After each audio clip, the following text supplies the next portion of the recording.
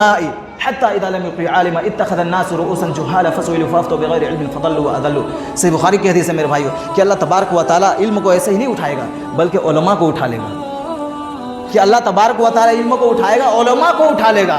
لوگ جاہلوں سے ایک دوسرے سے فتویٰ پوچھیں گے, وہ خود بھی گمراہ رہے گا اور دوسروں کو بھی گمراہ کریں گے. فتویٰ کس سے جا کر کے پوچھیں گے لوگ؟ جاہل, ان پڑھ سے.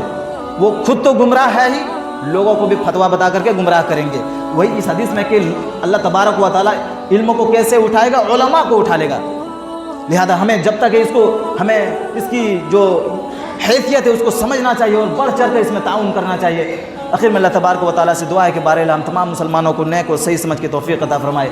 بار الہ ہم میں سے جو مسلمان پریشان حال, اللہ تو ان کی پریشانیوں کو دور فرما.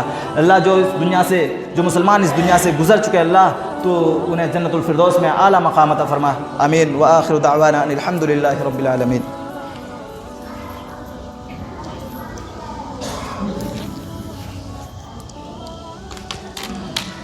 إن الحمد لله نحمده ونستعينه ونستغفره ونعوذ بالله من شرور أنفسنا ومن سيئات أعمالنا.